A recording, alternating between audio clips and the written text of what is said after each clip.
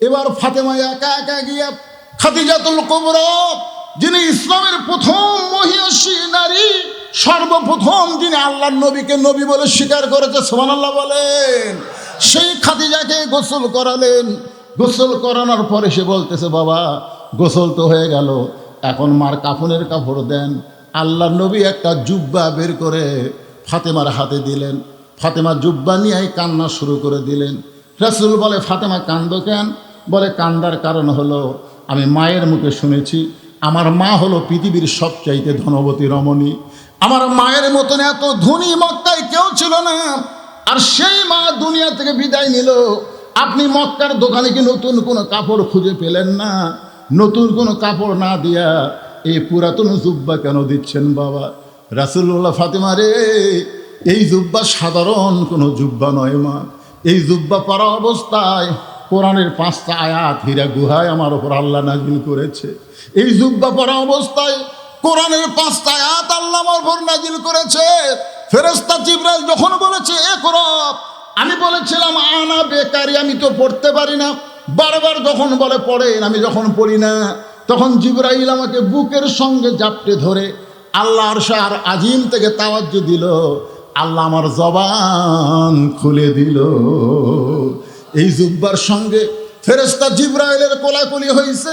তোমার মা দুনিয়া থেকে বিদায় নেওয়ার সময় আমাকে বলেছে, ওগো আল্লাহর নবী, আমি যখন দুনিয়া থেকে বিদায় নিব ওই গাড়ে হীরার জুব্বা দিয়া আমার কাফনের কাপড় দিবেন। আমি সেই জন্যই তোমাকে এই কাফনের কাপড়টা দিচ্ছি মা। এটাই তোমার মাকে জুব্বাটা কাফনের কাপড় পরাইয়া দাও। ফাতেমা জুব্বাটা নিয়ে যখন কাফনের কাপড় পরাতে ঘরের মধ্যে ঢুকলেন, আল্লাহ রাসূল পিছনে পিছনে হাঁটলেন, ফাতেমার সামনে সামনে ঢুকলেন। ঘরের মধ্যে ঢোকার সঙ্গে সঙ্গে নবী দরজা বন্ধ করে দিলেন। ফাতেমা কাফনের কাপড় পরানোর পরে ঘরের দরজা খুলেছে, নবী তাকায় দেখে ফাতেমা মুস্কি মুস্কি হাসতেছে। ফাতেমা মুস্কি মুস্কি হাসি দেখে রাসূল চমকে গিয়ে বললেন, ফাতেমা, কাঁদতে কাঁদতে তুমি ঢুকলে আর হাসতে হাসতে তুমি কেন বের হলে? ফাতেমা বলতেছে, বাবা কাঁদতে কাঁদতে ঢুকলাম, এটা অবশ্যই আপনি জানেন, কারণ কোনো মেয়ে যখন তার মাকে কাফনের কাপড় পরাতে ঢুকবে অবশ্যই কাঁদতে কাঁদতে ঢুকবে। রাসূল বলে, তাহলে কাঁদতে কাঁদতেই তো বের হবে, কিন্তু হাসতে হাসতে বের হলে কেন? ফাতেমা বলে, বাবা আমি কাঁদতে কাঁদতে কেন ঢুকলাম, হাসতে হাসতে কেন বের হলাম, এটা কেউ না জানলেও আপনি জানেন। রাসূল বলেন, আমি জানি না। রাসূল বলে, আমি জানি না। মা ইয়ানতিকু আনিল হাওয়া ইন হুয়া ইল্লা ওয়াহয়ুন ইউহা। আমি নবী কিছুই জানি না, আল্লাহ যদি না জানায়। আজকে অনেক ভণ্ডরা বলে নবী গায়েব জানে, এমনকি তাদের পীর সম্পর্কেও বলে আমার বাবারাও গায়েব জানে। আপনারা বলেন তো গায়েবের 1 নম্বর মালিককে? আরো জোরে বলেন, মালিককে? মা খাদিজার পেট থেকে আল্লাহ নবীকে 4টা মেয়ে দান করছে। এই মনোযোগ দিয়ে শোনেন, মুসলমান হয়ে মরা লাগবে, ঠিক কিনা বলেন?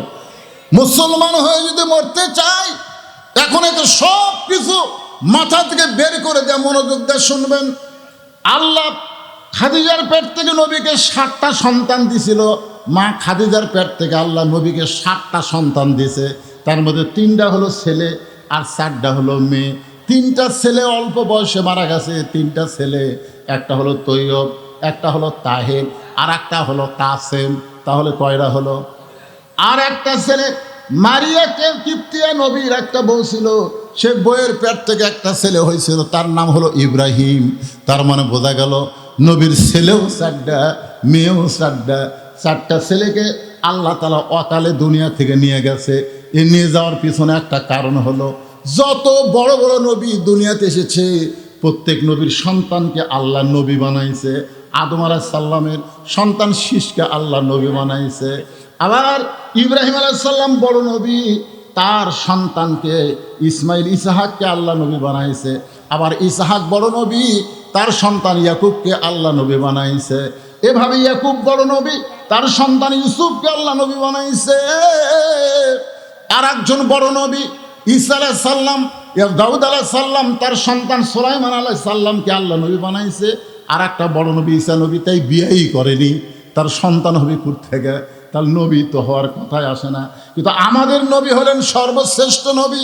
তার সন্তান যদি বড় হয় তাহলে আল্লাহ নবী না বানালে কেমন দেখায়? কারণ আল্লাহ ঘোষণা করেছেন, মা কানা মুহাম্মাদুন আবা আহাদিম মির রিজালিকুম ওয়ালাকিন রাসূলুল্লাহি ওয়া খাতামান নাবিয়্যিন। ওগো নবী, আপনি হলেন শেষ নবী, আপনার পরে আর কোন নবী রাসূল কিয়ামত পর্যন্ত আসবে না। বর্তমানে যারা নবী নবী দাবি করতেছে এগুলো সব হলো ভণ্ড। জোরে বলেন কি? বর্তমানে আমাদের বাংলাদেশের ওই ঠাকুরগাঁয়ের দিকে গোলাম আহমদ কাদিয়ানিকে নবী বলে ওই এলাকায় কিছু লোক আছে। আপনারা বলেন তো, আমার নবীর পরে নবী নাই? জোরে কোন, নবীর পরে নবী নাই। গোলাম আহমদ কাদিয়ানি কাফের। গোলাম আহমদ কাদিয়ানি, সবাই বলেন বিশ্ব নবীকে যারা ভালোবাসেন গোলাম আহমদ কাদিয়ানি বললেই আপনারা বলবেন কাফের। গোলাম আহমদ কাদিয়ানি নবীর পরে নবী নাই। বাংলাদেশের প্রত্যেকটা জায়গায় আলেমরা বলতেছে এই কাদিয়ানিকে অমুসলিম ঘোষণা করতে হবে। তোরা কাদিয়ানি নিয়ে থাক, কিন্তু তোরা মুসলমানের বাচ্চা না। মুসলমানের বাচ্চা বিশ্ব নবীর পরে কোনো নবী বিশ্বাস করতে পারে না। নবী তাকে দেখে নবীর 4টা মেয়ে কাঁদতেছে, 4টা মেয়েই কাঁদতেছে। 3টা মেয়ের কান্নার শব্দ শোনা যায়, কিন্তু একটা মেয়ের কান্নার কোনো সাউন্ড নাই, শুধু চোখ দিয়ে দর দর করে পানি পড়তেছে। 3টা মেয়ে কাঁদতেছে, কান্নার শব্দ আছে। আমার মা মইরা গেছে রে, কোথায় গেলে বলো আমরা মা পাবো রে, আমার মা মইরা গেছে রে। এরকম কিন্তু মেয়েরা কান্দে, কান্দে না ভাইজান? আপনার এলাকায় যখন বাপ মরে যায় মেয়েরা কান্দে না? আমার এলাকার বাপ মরে গেছে, 2 ভাই 1 বোন। বোন এসে বাপের লাশের কাছে কান্দা শুরু করছে, আমার বাবা মইরা গেছে রে, মরার আগে খাট দিবার চাছিল, সে খাট আমাকে দিবি কে, আমার বাবা মইরা গেছে রে। আপনার বলেন তো, ওই কান বেড়াচ্ছে না খাট আদায় করে যাচ্ছে? বড় ভাই যা বলতেছে, কান্দিস না, যে খাট আব্বা দিবার চাইছিল সেই খাট আমি তো কিনে দেবো রে, তাও বাবার লাশের কাছে কান্দিস না, বাবা রুহু কষ্ট পাবি। কিছুক্ষণ কান্না থামায়া আবার মিন শারিল ওয়াসওয়াসের খান্না, ওর ভিতরে শয়তান বলতেছে, খাট হলো কিন্তু তোষক বালুস এইগুলো কে দিবি? তখন বলতেছে, বাবা যে খাট দিবার চাছিল বড় ভাই সেই খাট দিবে, কিন্তু এখন তোষক বালুস দিবে কে, হে আমার বাবা মইরা গেছে রে। তখন মেজো ভাই সে বলতেছে, কান্দিস না পাগলি, এগুলো সব আমি দেবো, যা, তাও বাবা কষ্ট দিস না। আসলে ছেলেরা কিন্তু বাবাকে অত্যন্ত ভালোবাসে। ধরে কথা কন না কেন?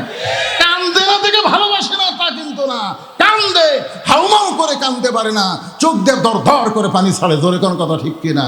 খাদিজার দুনিয়া থেকে বিদায় নেওয়ার পরে 3টা মেয়ে হাউমাউ করে কান্দতেছে, কুলসুমা, জয়নাব, রোকেয়া, কিন্তু ফাতেমার মুখের কোনো শব্দ নাই, চোখ দিয়ে দর দর করে পানি পড়তেছে। এমন সময় আল্লাহর নবী ডাক দিলেন, ফাতেমা তুমি একটু আমার ঘরে আসো মা। ফাতেমা যেই মাত্র ঘরে আইছে,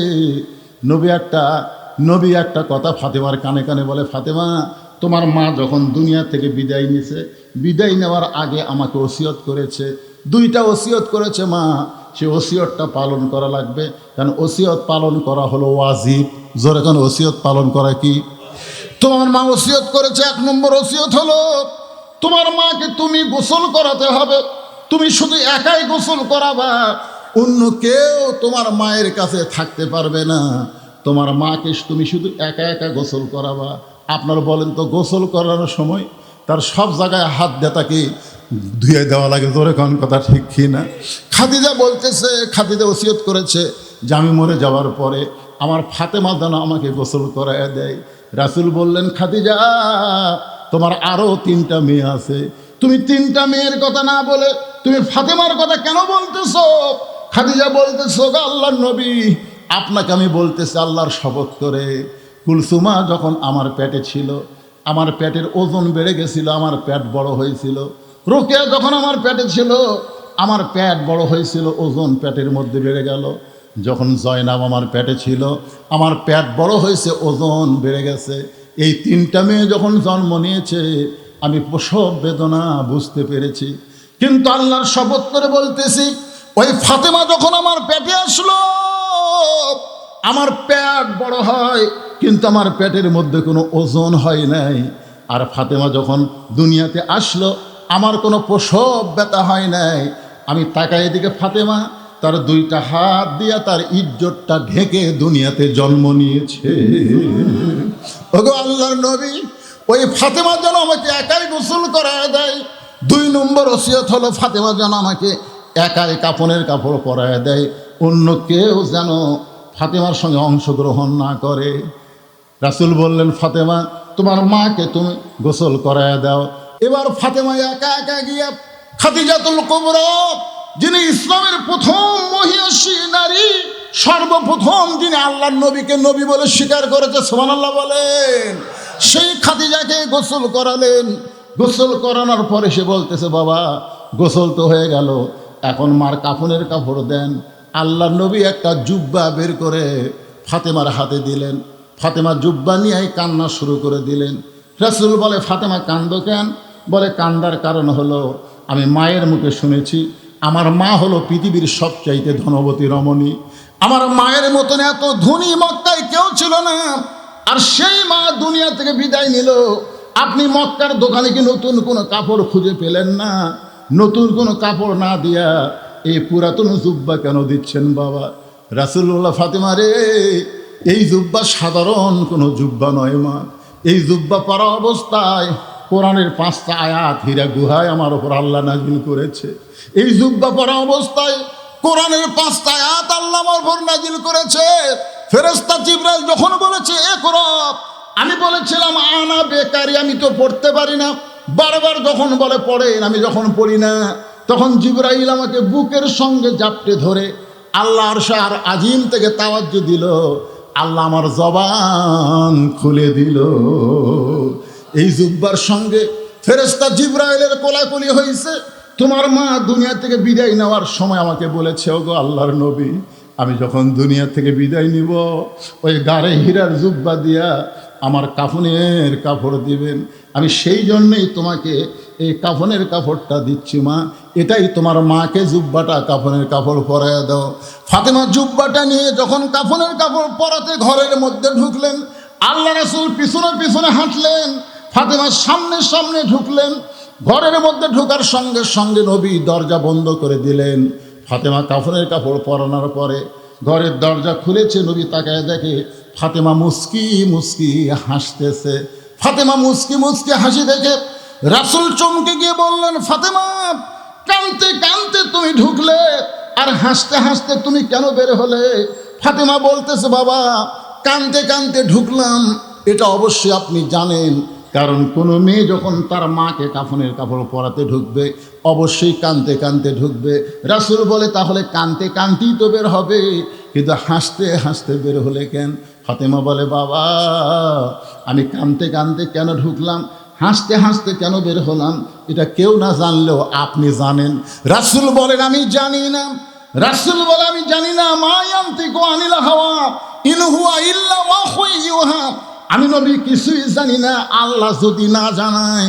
আজকে অনেক ভণ্ডরা বলে নবী গায়েব জানে, এমনকি তাদের পীর সম্পর্কেও বলে আমার বাবারাও গায়েব জানে। আপনারা বলেন তো গায়েবের 1 নম্বর মালিককে? আরো জোরে বলেন, মালিককে? হুয়াল্লাহুল্লাযী লা ইলাহা ইল্লাহু আলিমুল গায়বি। পড়েন না আপনারা? পড়েন না? সূরা হাসরের শেষ দিন আতে পড়েন না? তাহলে গায়েবের মালিককে? আরো জোরে। কোন পীর সাহেব গায়েব জানে? নবী জানে। নবী বলেছেন, আমি যা জানি তোমরা তা জানো না। আল্লাহ যদি আমাকে না জানায়। ফাতেমা তুমি কাঁদতে কাঁদতে ঢুকলে এটা আমি জানি, কিন্তু হাসতে হাসতে বের হলে এটা আমি জানি না। ফাতেমা বললেন, বাবা তাহলে আপনি শোনেন, আপনার জুব্বা নিয়ে যখন আমার মাকে পরাবার চাই, এমন সময় দেখি আনজুরু বিনুরিল্লাহ, আমি নূরের চোখে তাকায় দেখি আমার মায়ের শরীরে আল্লাহ জান্নাতের পোশাক পরাইয়া দিছে। সঙ্গে সঙ্গে নবী বসে পড়লেন। নবী বসে বললেন, বসে মাটির মধ্যে হাত দিয়ে বললেন, আল্লাহ, যখন আমাকে নবী বলে কেউ স্বীকার করে নাই, তুমি যখন আমাকে নবুয়ত দিলে, আমি তখন মনে মনে চিন্তা করলাম, আমি যে নবী, আমি কার কাছে বলবো, আমাকে কে বিশ্বাস করবে? সর্বপ্রথম আল্লাহ রাসূল খাদিজার কাছে গিয়ে বললেন, খাদিজা, আল্লাহ তাআলা আমাকে নবুয়ত দান করেছে। খাদিজা বলতেছে, আমি নবী হিসাবে আপনাকে গ্রহণ করে নিলাম। নবী চমকে উঠছে, কে রে? শোনেন, নিজের বইয়ের কাছে হুজুর হওয়া যে কি কঠিন। আমি কিন্তু আপনাদের কাছে হুজুর, আমার বইয়ের কাছে কোনোদিন আমাকে হুজুর পায় না। সাদিয়ার বাপ, বড় মেয়ের নাম সাদিয়া, না হয় ছোটটার নাম সামিয়ার বাপ। আমি একদিন কলাম, কে রে, মানুষ আমাকে হুজুর কয়, তুমি একদিন আমাকে হুজুর কও না কেন? কও হুজুর, ও হুজুর আসেন ভাত খান, হুজুর আসেন। আর বউ খেলে হাসে, না হাসো কেন? বলে জনগণ আপনাকে চিনে না তাই হুজুর কয়, কিন্তু আমি চিনি তো, মালটা কি আমি জানি না। নিজের বইয়ের কাছে হুজুর হওয়া যে কি কঠিন, আর সর্বপ্রথম নিজের বিবির কাছে আল্লাহর নবী, সুবহানাল্লাহ বলেন না কেন? ভাইজান, যাত্রার পথে ঘুরতেছেন, যাত্রার পথে ঘুরতেছেন, যাত্রা লেতা লেতা করতেছেন। ওই কেমন নেতার বইয়ের কাছে জানতো। আমি 3টা কথা বলি, অনেক মাহফিলে বলেছি। মৌলবীর বাড়ির কোনোদিন মিলাদ হয় না, দেখবেন। ডাক্তারের বউ কোনোদিন সিজদা করে না, আর পীরের বউ কোনোদিন মুরিদ হয় না। আপনারা খেয়াল করে দেখবেন, মৌলানারা জানি মিলাদ একটা পড়ায়, কিন্তু পাড়ি দেখা পড়ায়, কিন্তু নিজের বাড়ি যারা ডাক্তার তারা জানে সিজার করে বাচ্চা হলে মায়েরও ক্ষতি, মায়েরও ক্ষতি, বাচ্চারও ক্ষতি। এই জন্যে যারা বড় ডাক্তার তাদের বউ নর্মালে বাচ্চা নেয়, সিজার করে বাচ্চা নেয় না। কারণ সিজার করে বাচ্চা নিলে বাচ্চা অষ্টাউর হয়, অষ্টাউর। বুঝলেন না? জন্ম হওয়ার 2 দিন আগেই পেট কাটছে, পেট কেটে থাকলে পেটের মধ্যে ঘুমিয়ে পারতেছে। ডাক্তার কয়, ক্যারে এত নর্মালে 2 দিন পরেই জন্ম নিত, কিন্তু আমরা টাকার লোভ পেট কাটছি, এত ঘুমি ভাঙ্গেনি। তখন 4-5 জন ডাক্তার বসে কয়, কি করা হয়? কয়, পেটের মধ্যে বাইর করে একটা ঘুরে নিতে হয়। তখন ঘুম ভাঙানোর জন্য পেটের মধ্যে বাইর করে একটা ঘুরানি দেয়, ওই ঘুরানির মাথার ঢাকি খায় কান্দা ওঠে। এই কান্দা ওঠার কারণেই ওই এখন মোবাইল ছাড়া ভাত খায় না, মোবাইল ছাড়ার কান্না থামে না। জোরে কোন কথা ঠিক? এই সিজার। আর একটা হলো পীরের বউ কোনোদিন মুরিদ হয় না, কারণ বউ জানে 1 নম্বর লুচ্চা, মাঝে মধ্যে মুরিদের বউয়ের দিকে চোখ মাঠে, এর হাতে মুরিদ হম। কিন্তু সর্বপ্রথম যিনি নবীকে নবী বলে স্বীকার করেছে তিনি হলেন নবীর বিবি খাদিজা। রাসূল বললেন, ফাতেমা, আমার খাদিজা পরিপূর্ণ মুসলমান হয়ে দুনিয়া থেকে বিদায় নিয়েছে। পরিপূর্ণ মুসলমান হয়ে যারা বিদায় নিবে, আল্লাহ বলেছেন, আল্লাহ তাখাফ, তাদের কোনো ভয় নাই, ওয়ালা তাহজান, তাদের কোনো চিন্তা নাই, ওয়া আবশিরু বিল জান্নাহ, তোমার দেহ যাবে কবরে কিন্তু তোমার রুহুর কোনো কবর হবে না। ও মুসলমান, তোমার রুহু যাবে ইল্লিন নামক জান্নাতের বাগানে। খুশি না বেজার? এটা কি দিছে ভাই, কি দিছে রে? হ্যাঁ, তো যারা নামাজ পড়ে তারা ডাহা কাফের। মান তারাকা সালাতু মুতাম্মিদান ফাকাত কাফারা। 5 ওয়াক্ত লা, ইচ্ছা করে 1 ওয়াক্ত নামাজ না পড়লে কাফের, কাফের, কাফের। কথা কন না কেন, কথা কন না কেন? এটা হিজবুত তাওহীদ আর হিজবুত তার যাই কোন, এই সব শালা ভণ্ড। রাসূল বলেছেন 73 কাতার হবে, 1 কাতার আমি নবী সাহাবীর অনুসরণ করবে, তারাই কেবল জান্নাতে যাবে। জোরে কোন কথা ঠিক কিনা? এক দল, এক দল। আমরা হলাম সেই দল। আল্লাহ কবুল করুক। জোরে কোন আল্লাহুম্মা আমিন। আল্লাহ আমাদের সবাইকে মুসলমান হিসেবে কবরে নিও।